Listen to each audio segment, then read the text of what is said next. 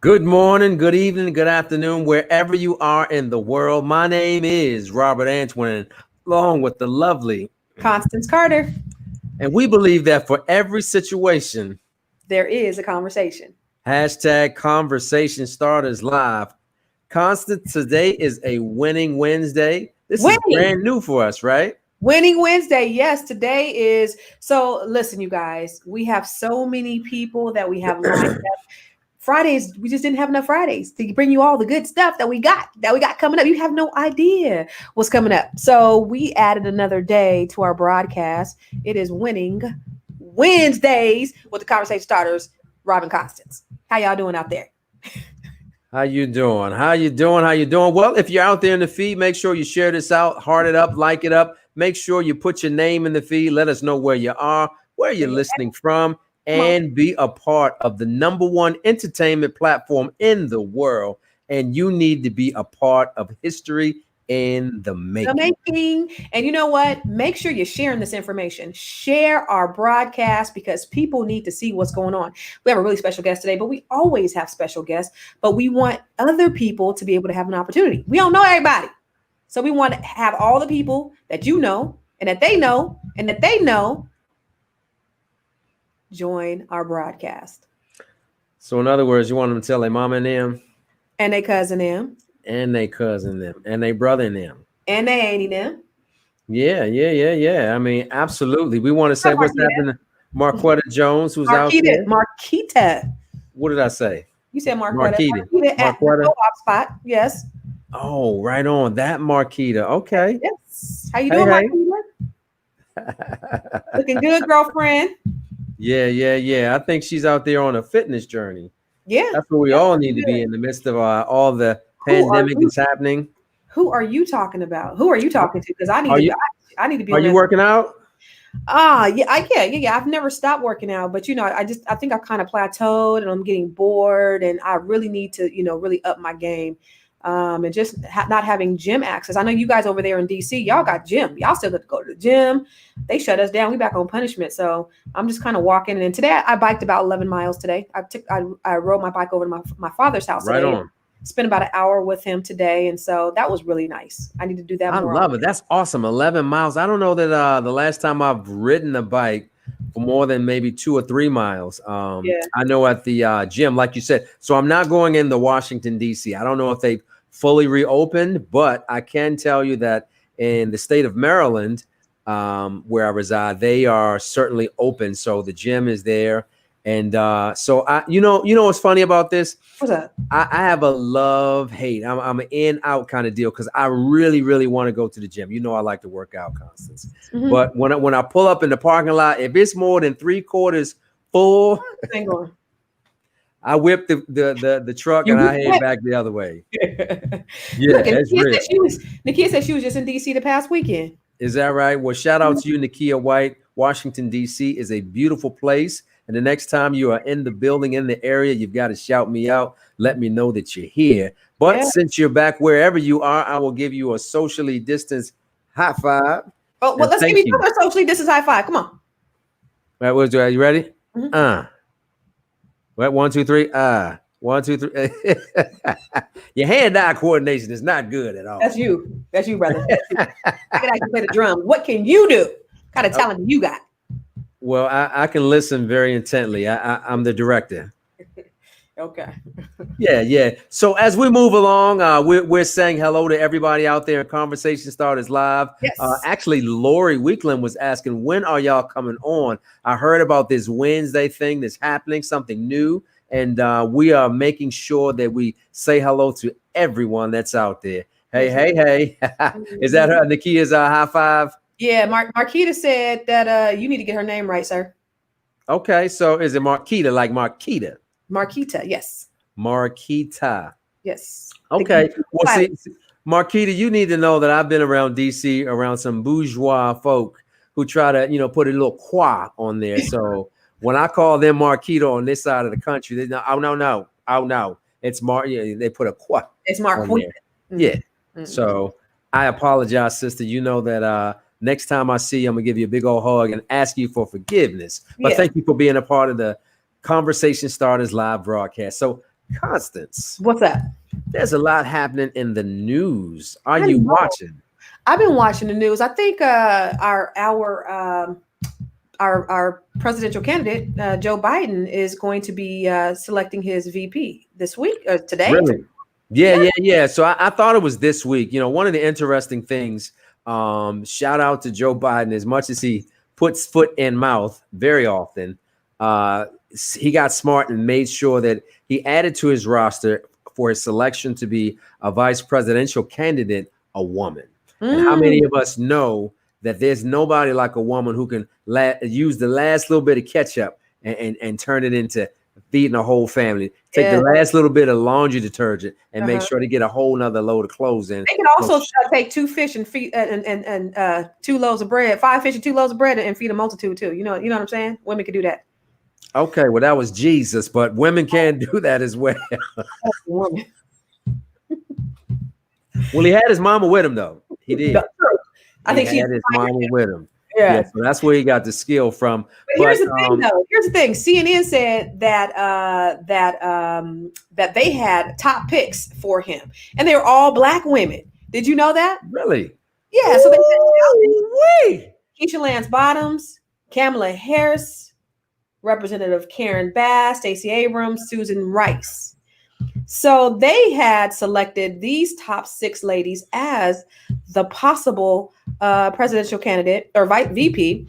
And I think that's absolutely fantastic. But, I went over to Fox News and this fool named Tucker Carlson, he said, I think that him picking a Black woman is actually might be illegal. Illegal.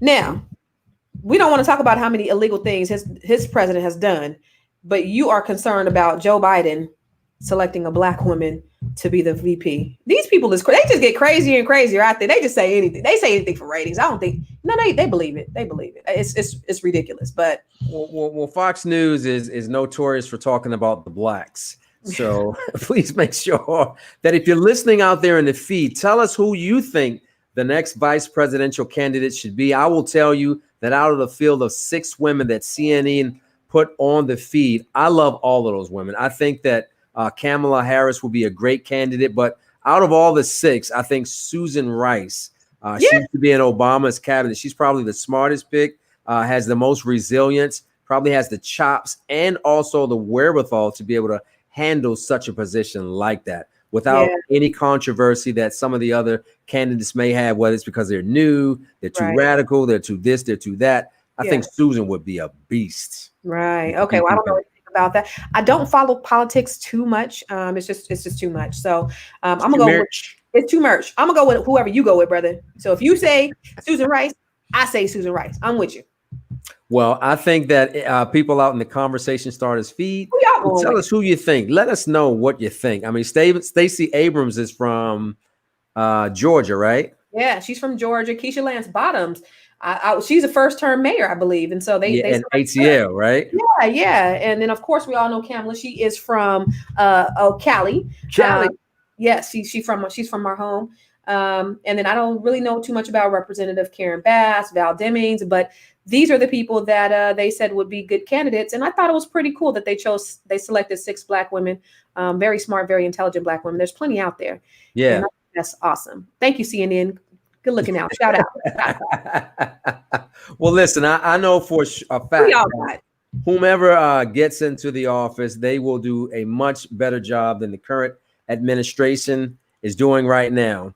And I love the fact that there are so many women and there's so much melanin in the talent pool. I don't think I've ever seen that before. It's history in the making. History in the making. Marquita thinks that Susan Rice will be a very smart pick. That's because she's smart. That's because she's smart. That's cool. Yeah, I love it. I don't know anything about anybody, so I'm going to leave my opinion to myself. She said Susan Rice, and Nakia said Susan Rice gets her vote, so that's pretty cool. Because again, I'm gonna go with y'all. I don't know her. She's smart. I know nothing about it. I don't even know what Biden doing, so I'm definitely not the one. But I'm gonna vote. I'm just gonna y'all gonna tell me who to vote for. Yeah, Joe in a lot of people's minds is probably the lesser of the two evils. I've been watching Ice Cube on IG and a lot of other of our peers who are saying that we don't want to give our vote away easily. We want to make sure that they're doing things to help us, close that economic wealth gap that is so large in America. And it's been that way for years. So we certainly want to make sure that we are getting exactly what we vote for. I agree. And just to tack on to that, Puffy got in trouble for saying that a few months ago. He said, don't just give your vote to Biden. Everybody got mad because they're saying, look, if we don't vote for Biden, look at who our alternative is. But what he was saying was, you have to make them work for you. See, a lot of times the Democratic Party, they automatically think that they have your vote, so that they don't have anything that really suits your interest, and they're not going to do anything special for you. And so we have to make them work for it. And a lot of times we don't. We just take it for granted. My mama voted Democrat, my cousin, my auntie voted Democrat. So guess what? I'm going to vote Democrat. And we gotta think bigger than that. Although, it's kind of like a no-brainer that we ain't voting for the fool that's in there right now. But we got to make them work for it. Mm-hmm. Yeah, I love it, Marquita. We certainly should touch on that for a minute. I hate to talk about anyone in a negative way unless I have the opportunity to talk to them first, right? Mm-hmm. Mm-hmm. And I think that Yeezy is a musical genius. I think that he really needs some help with what's going on right now, and it's a shame that he is another one who will put foot in mouth in the public. Yeah. And it's hard to take some of those words back. And after a while, I'm sorry, just ain't good enough. Yeah. In my opinion, and I don't know what the pundits are saying out there, but I really don't think Yeezy is stifling any of the Democratic votes. Ain't nobody foolish enough to vote for him. Nobody thinks he's in his right mind. So I don't think that he's going to get anybody's vote. But you know what? Listen, they voted for Trump. I was getting ready to say, were you here 3.5 years ago? I was here, and I was in total shock. Yeah. I still don't believe it. I still believe it was rigged, but I digress. Yeah. Well, Facebook user who has gone anonymous, who's going to do more research before voting for any of these Black women. All right, right on. Well, let me tell you, Facebook user, one of the best things that you'll ever do to bring on your political campaign and or any type of policy that affects the public, you want to make sure that you consult with or at least have a Black woman on your team. Hey, Mike, Rob, you have a Black woman on your team. I do, absolutely. And it has made me much better. As much as I hate to admit it, this one right here is thebomb.com. Oh, that's what I'm saying publicly, but off the record, we'll be saying something totally. Trust me, he wasn't saying that a minute ago. No, Constance, I really, really do appreciate you. You are an amazing talent, an amazing woman. And I think we make beautiful music together on Conversation Starters Live. And I don't want to get too bogged down with politics and policy because this is about fun. This is the #1 entertainment platform in the world. And this is history in the making. I know one other thing that's happening in the news. I wish my brothers were on the line. If they were out there in the feed, just tag on, tap in, and talk about what I'd like to call our question of the day. Fight fans out there, you have been in wait for a long time with this COVID-19 mess going on, but somebody somewhere came up with the idea to put Iron Mike Tyson along with Roy Jones in an exhibition match. Lord Jesus, I want to know, who do y'all think is going to take it in this fight? Now, we understand that it is exhibition. That's a code word for saying it's for play. It ain't for real. We're not trying to hurt each other, but Iron Mike Tyson is Iron Mike Tyson. Who you got? You know what? I don't even want to play around. You know how boys like to slap box and he's one of those jokes like, go on now, Mike. I ain't no. We're not doing this. We're not playing with this. No, that was Robert Antoine Lee. But I want to. That's that college education at work, ladies and gentlemen. I'm with you, Lisa. Tyson. Yeah. There you go, Michelle. Mike is definitely gonna put hands on Roy. He might have a small moment where he has a lapse in judgment and forget this is just an exhibition match. And like I said, once he puts hands to body, hands to your head, it might be a whole problem. It might be a whole. I'm scared for Roy personally. I'm really scared. Hopefully, they say Roy's quick, so hopefully he is very quickly. No, seriously though, Constance. Speaking of Roy Jones, I know you may not be a fight fan, but in his prime, he was one of the best to ever do it. Okay. Right on, Michelle Hardy. Iron Mike. All he has to do is breathe in your direction. I'm scared. Yeah. I'm scared. I'm scared for everybody. Anybody who did you see the training videos? I'm scared for anybody who get in the ring with that man. Yeah. He's a monster. Absolutely. So Constance, in school, do you remember when everybody got the well, I didn't have a text message back then, but it was at 3 o'clock. It's gonna be a fight. You remember that? Yeah, yep. It was notes. We passed notes. Yeah. I was out there fighting people at 3 o'clock. You were the one out there doing the 3 o'clock fight. Yep. Constance, I'm sorry. The shame. Bit of a bully. Well, I'm glad that you grew up to be a whole woman and you are not out there doing those kinds of things anymore. Doesn't stop me from thinking about it.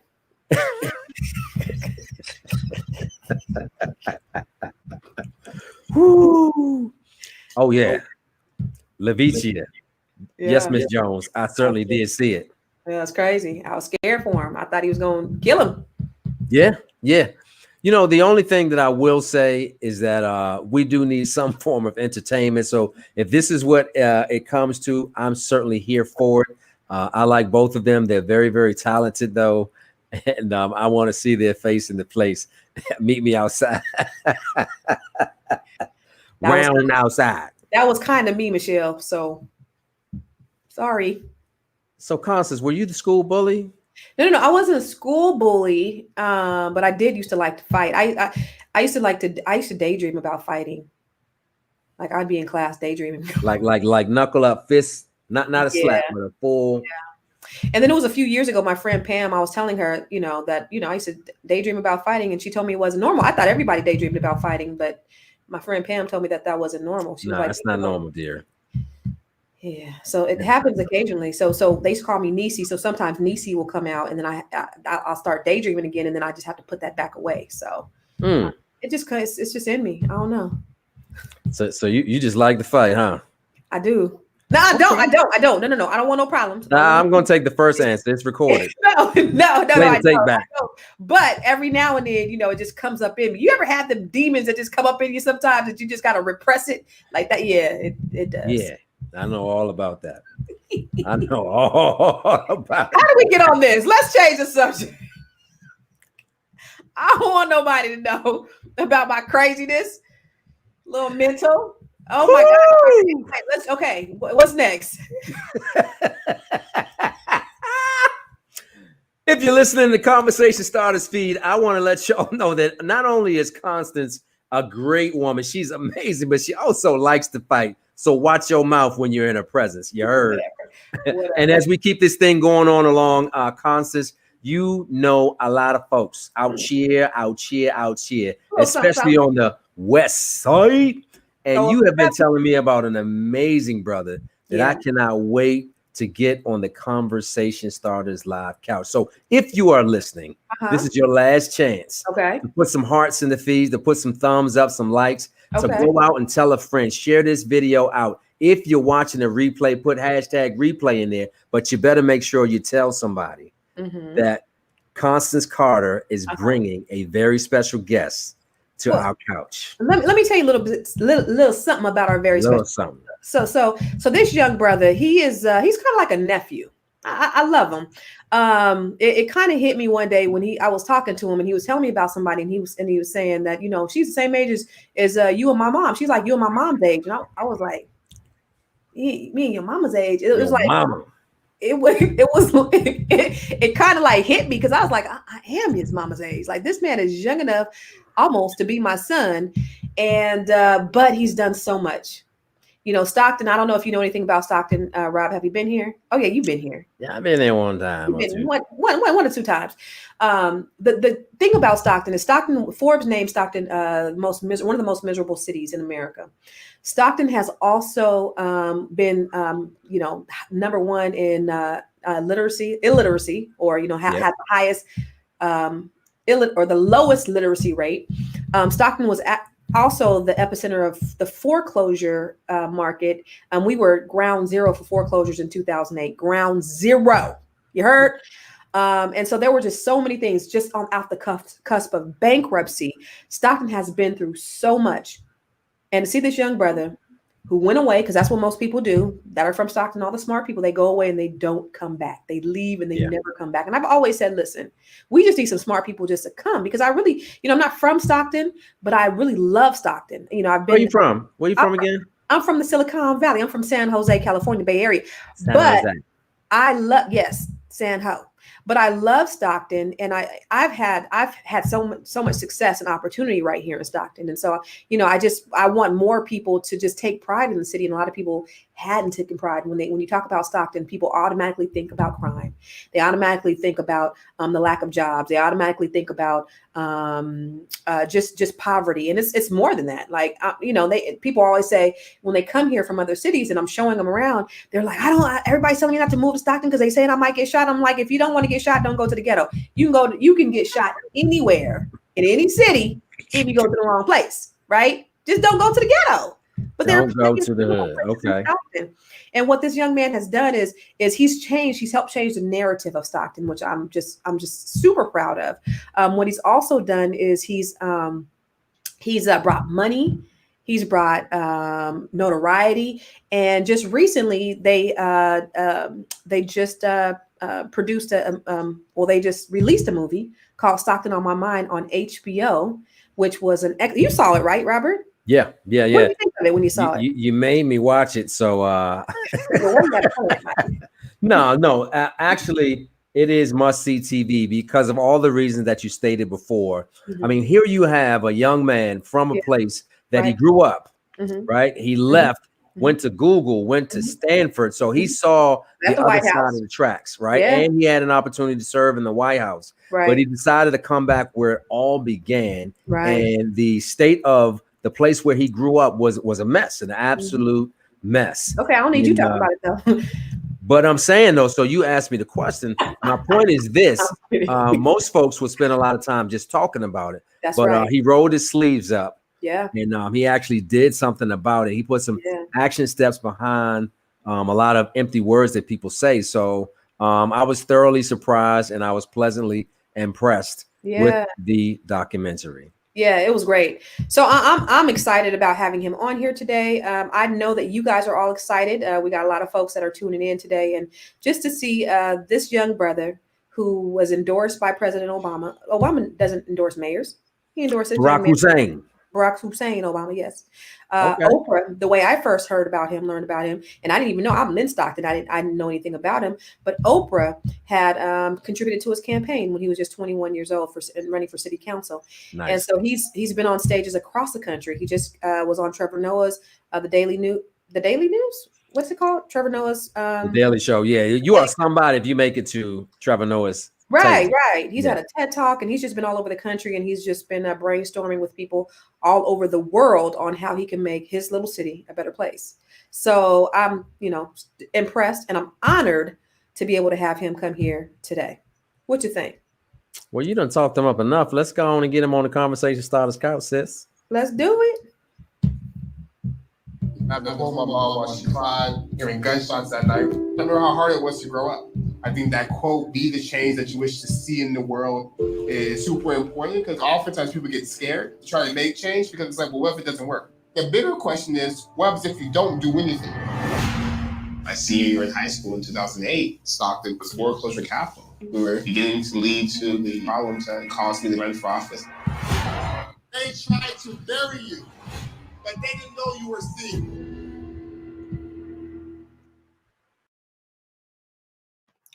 There he is. Hey. It's always good. Thank you for that kind intro, and thank you for having me on the show. You are amazing. Big fan of Constance. I'm sure I'll be a fan of you after, Robert, and thanks for the opportunity to talk with you all. Absolutely. For those of you who are watching in the Conversation Starters feed, make sure that you share this out. Tell your mom and them, your aunties and your cousins, because we have the Honorable Michael Tubbs on. And Constance, that documentary intro was absolute fire. Like that. Matter of fact, Mike, yeah, I can tell you've been to church for a little while, because I wanted to throw some dollars at the place. They thought they were burying you. It was a seed. Woo! I felt that, brother. I felt it. He brought that thing. So, Mr. Tubbs, I'm going to call you Mr. Tubbs. What are you up to these days? I mean, I see a documentary. You're running for office right now. You're all over the country. What's like pressing for you right now today? Well, today, actually, this morning, we spent time in Linden, about 20 minutes away from Stockton, because there's just been a massive COVID outbreak with the Latino farm worker community. And I think because of all the craziness in this country, but also just historical tension between Black and brown folks, a lot of people thought I didn't care, or that was my responsibility, but I didn't care because they weren't Black people. So I went out there to the migrant camps, talked to people, passed out masks, brought testing with me, and let them know that it's a human thing. You don't have to be Black for me. If you had to be Black for me to care, I wouldn't be in Stockton. The majority of Stockton's not Black. And also that's not my responsibility, that everything that's being done now is extra, that the county is in charge of this, but it's important to care. So just COVID. I know last time we talked about doing something for Black-owned businesses in particular. So we're rolling out something in 2 weeks on that I'm excited about. And just figuring out just how do we... Yeah, it's going to be on Zoom, so it's going to be live until the conversation started. All right. And then just figuring out how do we help people during this time, because we know so many people don't have as flexible the opportunity to make money as many of us do. So they're like either having to go to work and risk getting sick, or be home, or don't have jobs, or their wages have been cut. So just figuring out we can't do everything, but what can we do to help? Yeah. Well, you said something. You said that people don't think that you don't want to help them because they are not Black. Do you find that being something that people are saying? That's a reaction that you're getting, that people are thinking that you only care about Black people? 100%, which is, I think, is so crazy because Stockton is so diverse. I think from my staff to like we try to be very cognizant of no, we care about Black people for sure. And I'm a Black man. I won't deny that, and Black Lives Matter, but that doesn't mean your life doesn't matter as well. And it's been very frustrating. But I think it's just part of, you mentioned some of the statistics in Stockton. I think part of it's some of the lack of exposure. Part of it is how in our city's history, they kept the different racial groups fighting for crumbs. And now they see the first Black mayor, it's like, oh, he only is going to do things for Black people. And it's like, no, I'll do things for all people, including Black people. But even in doing things for Black people, that's helping everybody. So that's still a good thing. So it's heartbreaking for me though, because I really do care about everyone. So when I hear people say, "Oh, we're surprised you're here," we think you cared about us, or we heard you only care about Black people. That just shows us how much work we have to do. So that's a strange thing that I'll say, Michael, and I've actually heard that once before.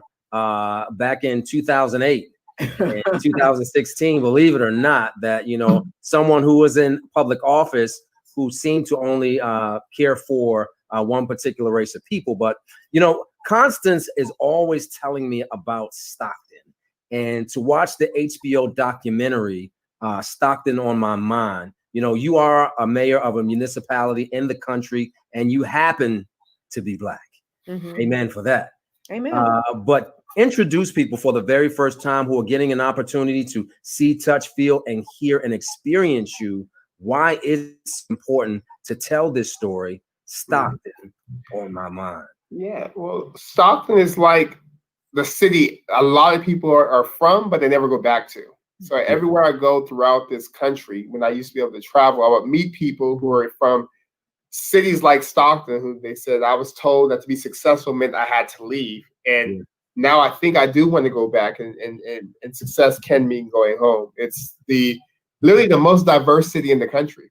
where the whole world is in Stockton. We have one of the highest levels of foreign-born folks in the city of Stockton, heavily immigrant, migrant community.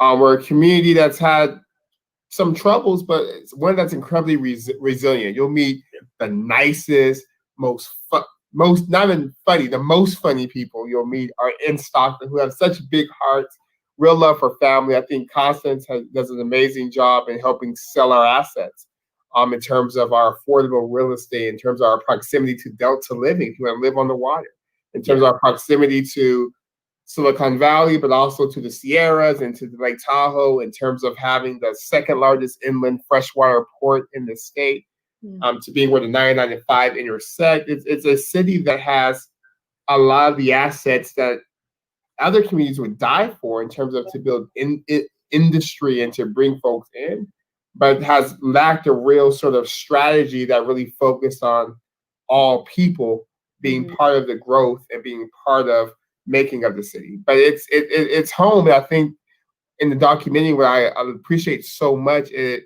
really centers on the people of Stockton, but not like the people, like the mayor of Stockton or his wife who went to Stanton. No, it focuses on people like Raymond, who was incarcerated, and who's out in the community doing good work. Young people like Jasmine, who's helping. It centers on people who are never the center of a story unless they're murdered, or unless or something bad happens. But there's never a story about their lives and what they did with their time. So to see them, and even in our city's history, we've oftentimes pushed stories like that to the margins, and that's not who we are. But it's beautiful that the story of Stockton is being told nationally, but centering on the people who are oftentimes marginalized, the people who are oftentimes excluded, who are on there not complaining, but fighting and building and loving and pushing all of us to be better. So I'm very proud of them and of the city. Yeah, and I think that's that it needed to be. It had to be told. I've defended Stockton for a long time, and I'm not from Stockton, but I always defend Stockton because people always have something negative to say about Stockton. So it's refreshing to be able to see a different perspective. People touting all the great things about Stockton, because Stockton is on the rise, it's on the move. And I be over. I'm right with your mama. I be over there. Might be like, Constance, just leave it alone. Because people just you and my mama, y'all leave this alone. Don't fight with these people on here. They ignorant. But when people say stupid stuff, you're just like, they here. Let me explain to you, because you have no idea, Robert. So this man is so brilliant that he's brought in nonprofits. He's brought in investors to come in and fund different programs. No tax dollars, right? Fund. I love it. Advanced peace, which helps people who were formerly incarcerated with money. He's also brought in what is that? Basic income from an investor investing in Stockton. That is not tax dollars, and is helping people. Is giving people an extra $500 a month, right? Just they could spend it however they want to. And so, Constance, time out. So, do you know? In business, as an entrepreneur, in government, as a political candidate, one of the hardest things that you need to do, but it's required, is to raise capital. Are you telling me that the Honorable Michael Tubbs has the gift of gab in order to bring the dollars and make them rain? He's been bringing the dollars, right? No taxes to the city, the public, right? And people are complaining. Huh? That's why me and his mama be mad because we're like, are you guys stupid or something? Like, we can tell you 1,000 times, but they still and they make up these well, anyway. So how are you able to just deal with that? Because you're young, you're Black, and and you're smart and you're articulate, and you're bringing in other smart people, and you're bringing in these dollars, and it's a reason why you're being personally attacked.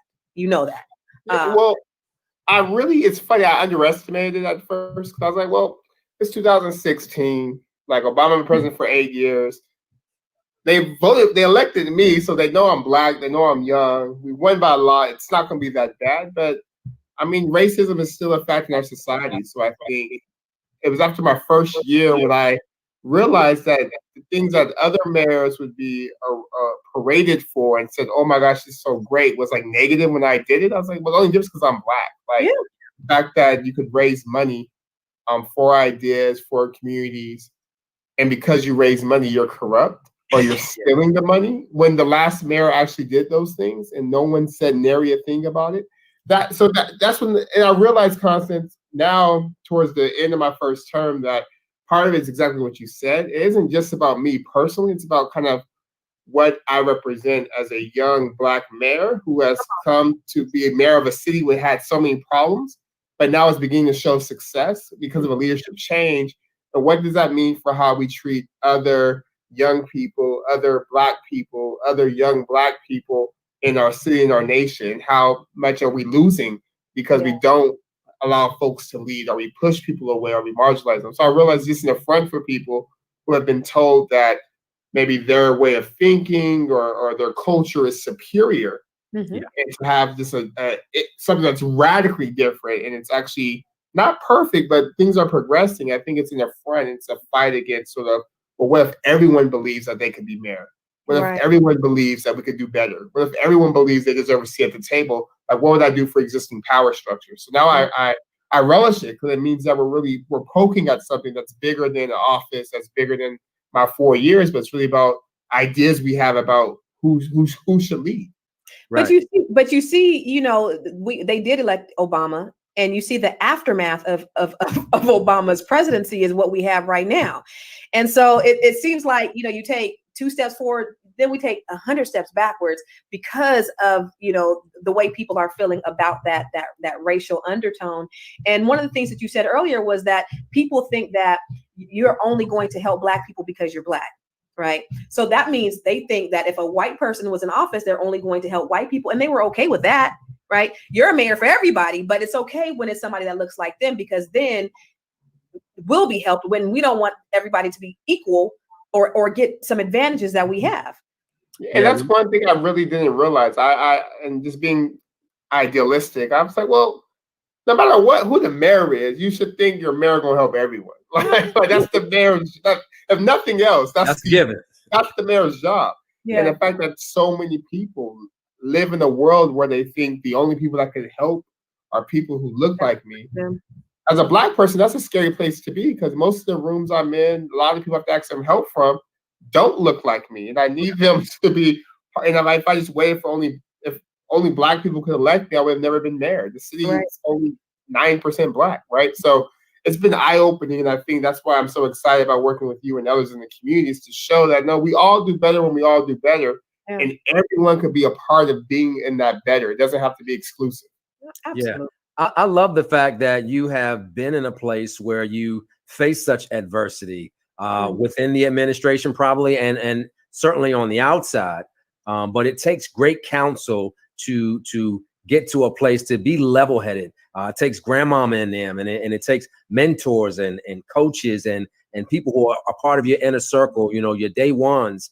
So when I listen to you and I hear you with so much clarity and seemingly having the resilience to withstand all of those factors, like, who do you call on when you say, Constance, this is a whole problem right there? Like who are the people that you lean on, that you look to, or who gives you inspiration to continue on in the face of such stupidity?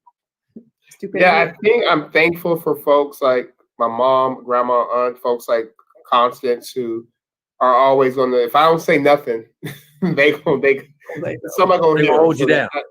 So that I appreciate that. I think that my Pastor Shields, is someone who's very measured. He'll just call me out the blue and say, "Look, I know you may want to respond," or he said, "Guess what ignorant thing I heard today?" And then he'll share, and he'll be like, "Why people?" But he's always super centered, and he always talks about how you can't be thoughtful about how you respond, and you don't want to respond to everything. Right.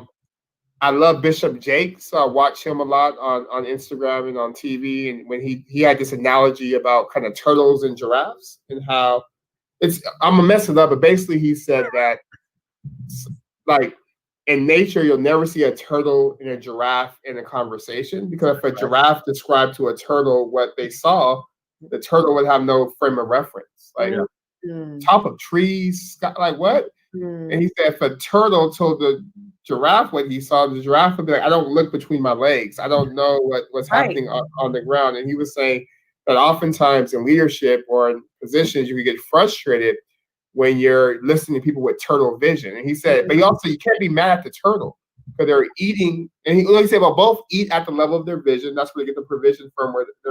He said the turtle's also describing what they see. Yeah. So what they don't see everything that's happening up here. They see what's happening in the ground.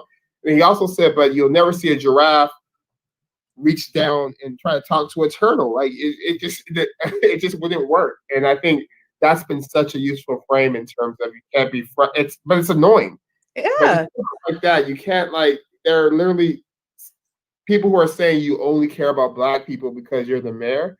They're literally seeing what they've seen. Like that's their level of understanding. And part of the job is also unfairly, but it's also to educate and elevate and understand that we're not going to solve everything in the next 48 years. But at least we'll set the scene so when the next first something comes, like when the next first Black woman mayor, or the first Latino woman mayor, or whatever mayor comes, that they have a community that's elevate a little bit more and ready for the different type, but necessary leadership that person will provide. So with that, real quick, Consul, with that stigma that you face, do you feel some type of way reaching out to Akeisha or reaching out? I'm talking about Mayor Bottoms, or Muriel out in DC. I mean, do you feel like you have to ask for permission to speak to somebody that looks like you without it being a conspiracy? Like we're planning something big. No, I have such a strong network of mayors. There's two really big ones for me. There's the big city mayors in California, which is the mayors of the 13 largest cities. And we're on Zooms 3 nights all through COVID. We've been on Zooms Monday, Wednesday, and Fridays at 8:30 to 10, figuring out what are we going to do? How do we help each other? Where are you learning? That's been super helpful.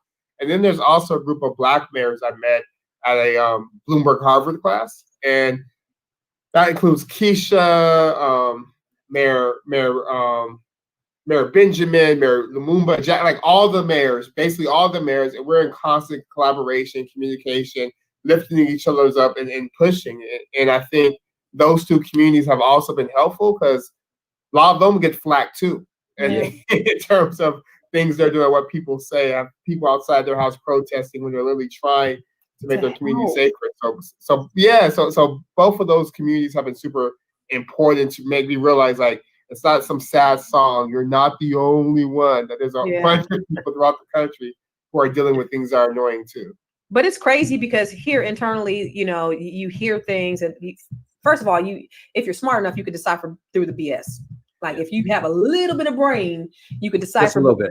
I think people just won't see past color a lot of times. But when I go to other places, right? I was in Houston a few months ago, and I ran into the mayor of Houston. He was like, Michael Tubbs, oh, he's the greatest. Tell him he's the greatest. And I text you, hey, the mayor. Yeah. And so other people, again, from the outside, they see all the great things that you're doing. And I want you to go into the great things that you've done for the city, but they see all the great things that you're doing. People here have tunnel vision, and it's so unfortunate and it's so disheartening, and like, how Fox News was sprung out of the hatred for Obama, right? So here we have other little social media outlets that have sprung out of the hatred for Michael Tubbs.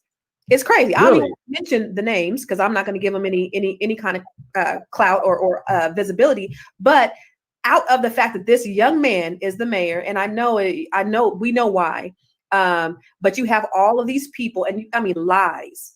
They've just slandered his porn. It drives me. Even my kids, because I guess they're on Instagram now too. My kids be on there fighting and getting bashed over there on Instagram on the thing.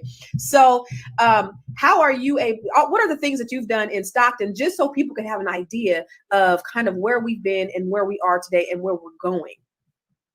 So the biggest thing for me in Stockton has been, I came back to run originally for city council after the murder of my cousin. So the homicide and gun violence rate has been my great obsession. And we're not at zero homicides or shootings yet, but we've had a 40% reduction that we've sustained for the last 3 years.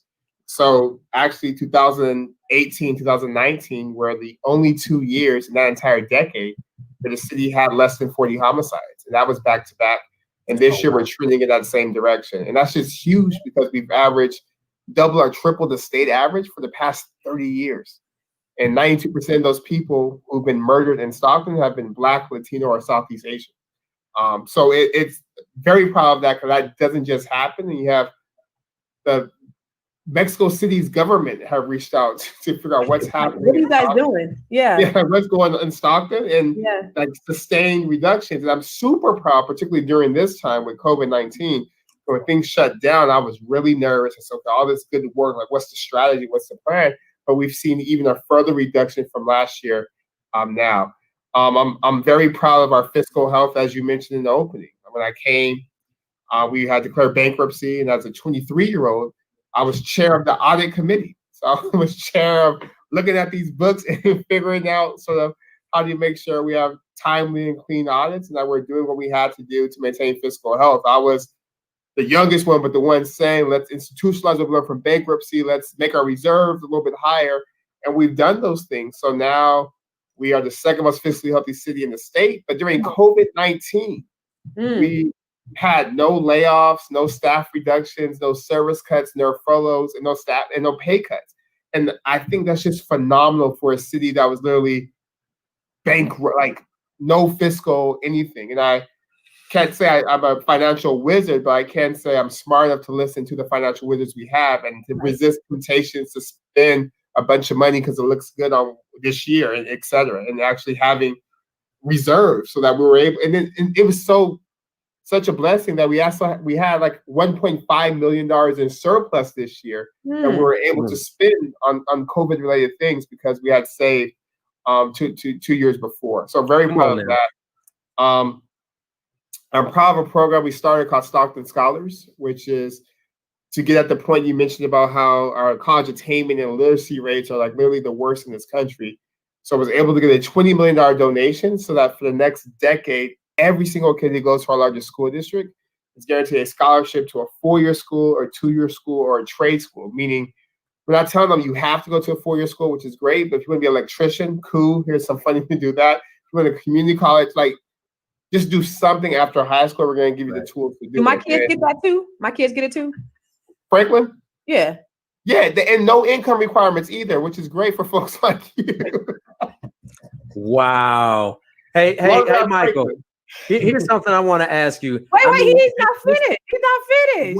Wait. Now I gotta ask because the list goes on and on. What are the people saying in your senior class? When I was in high school, this was a long time ago, but there was one section in the yearbook called superlatives. It was a class clown. It was most popular, most likely to succeed. So what are the seniors of Franklin High School class of 2008 saying? But it's Michael Tubbs. You know how they say your whole name from high school and middle school. So what are they saying then and now when they see you?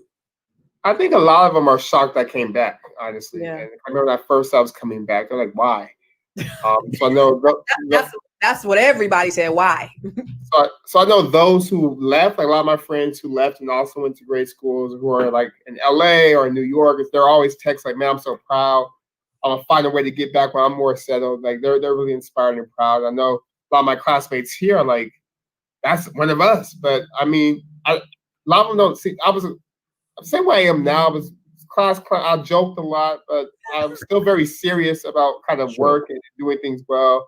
Even back then, I was leading protests and walkouts of teachers' classrooms who I thought were racist and like calling meetings with the superintendent if I thought I was being graded unfairly. So they're like, oh, he's been doing this for like, this is a different scale. But listen, this boy, when he was a boy, right there. He was fairly, I am going to go to the superintendent and we're going to get to the bottom of this.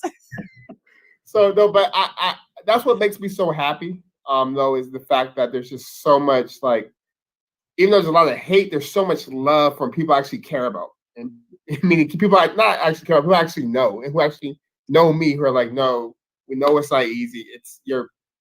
I've never seen a mayor do anything, so this is incredible, and we're glad that you're back. So no, the former mayor, he did pitch a cardboard box and he stayed out there with the homeless, Michael. Don't forget about that. I always bring that up to him. It's an inside joke. I'm sorry. Go ahead. Okay, yeah, I was getting ready to say, all right, well how do you top that? Never mind. Here's this. I'll send you a picture later, Rob. Okay. Well, listen, for everybody in the cheap seats in the back, you are listening live to Conversation Starters Live, and we are with a very special guest, the Honorable Michael Tubbs, Mayor of Stockton, California. And the one question that I want to ask him that I've been dying to ask Constance, because I didn't want to put him on the spot. But when you have accomplished as much as you have as a councilman and now as a mayor, there's a natural progression that goes on and on and on. Kamala Harris used to be an attorney general, but now she's a senator of these United States of America, possibly going to be in the White House as a vice president. Do you, my brother, have any national aspiration to be on a national platform 4 or 5 years from now? No, I'm glad you said that, because I have one more term as mayor for 4 more years, and then 2024 I would have spent 12 years in local government, which is a long time. Long time. So, I mean, I think the conversations with our family, if there's an office that makes sense, we would consider if we should run for it. But Sure. if not, I think whether it's in the private sector, media, et cetera, continue to be focused on just how do we make this country one that actually everyone gets a shot. Like, just at the very basic level, like how do you make it so that everyone has an opportunity? So if they truly work hard, they can be successful, and we don't have institutionalized barriers that determine who and what is successful and who and what is not. Yeah. So I want you to finish touting all of your accomplishments, because you just got done talking about Stockton Scholars, and I know that there are more. So I want people to know how you've turned around Stockton.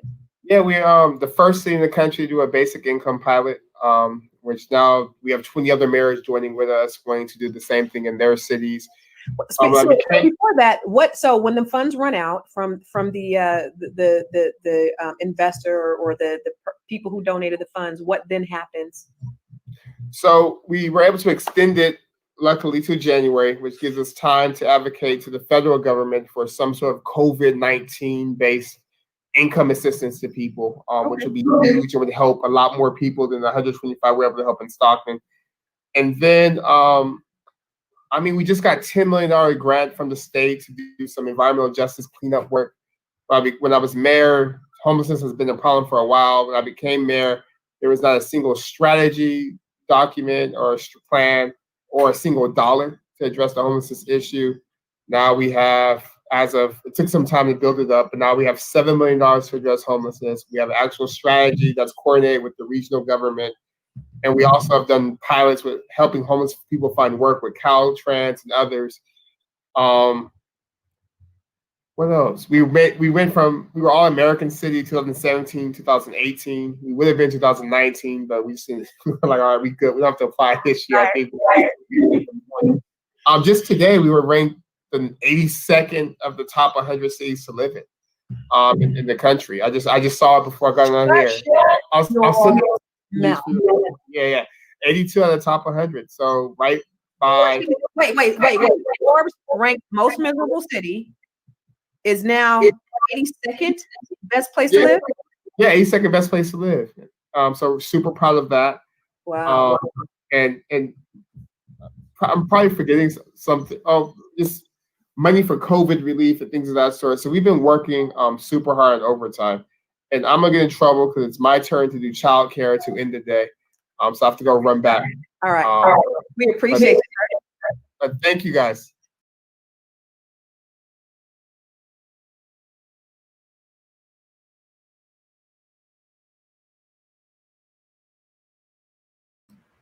You smart.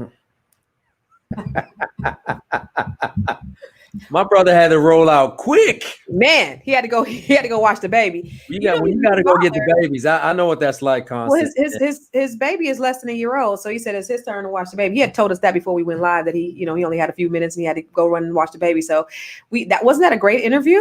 It was. It really, really was. Yeah, had a good time. I'm so proud to be in the same room with someone who is so charismatic and caring and has the ability to lead in such adversity that that city has faced.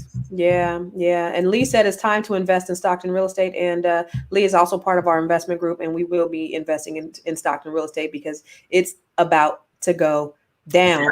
If anybody around here is in the area, they know what happened with Sacramento real estate. Sacramento was pretty much on par with Stockton real estate. And when Kevin Mayer Johnson, which is a former Phoenix Sun, right? Yeah. When he came to Sacramento, he became the mayor, and he made Sacramento one of the destination cities, and they just turned it around. And now it is so expensive. I can't even afford to live there. And when I first moved here, Sacramento was just a big Stockton. So yes, Lee, you are right. You are absolutely right. It is time to invest in Stockton because you're about to make your money. Well, I am certainly. Oh, hey, Marthella. That was a great interview. And yes. I am so pleased that we had the opportunity to talk to the Honorable Michael Tubbs. And I'm still going to give you a whole bunch of crap when we get off the show. You are the same age as Mama and them. So you are getting up there, sister. But you are aging gracefully, though. Thank you very much. I appreciate you. I appreciate you. So you guys, thank you guys for joining us today. Michael Tubbs was absolutely fabulous. He is going to be making history. You just seen history in the making right here today on Conversation Starters Live. And I'm excited to have him. And I'm excited to be here with you. And I'm excited that you were able to just kind of engage. And, you ain't seen nothing yet. We are only in the beginning. Yep, because you're so smart. And once again, my friends, my name is Robert Antoine, along with the lovely Constance Carter. And we believe that for every situation, there is a conversation. Hey, join us on Friday because we will be here on Friday and we will be interviewing Hidden Beach recording artists. Who? Michael Phillips. Yes. If you ever heard the Unwrapped CDs that came out several years ago, it was like this hip hop jazz. He's dope. I've seen him in concert. He's really great. Next Wednesday, we are going to have Warren, G. And then the Friday after that, we're going to have actor Darren Henson is going to be joining us. And we have so many more great people. We had to add another day because we have so many celebrities that we're going to be bringing to you. So make sure you tell your mom and them, tell your auntie and them, tell your cousin them, tell everybody about Conversation Starters Live. Thank you guys for joining us today. Absolutely. Take care. God bless. Peace.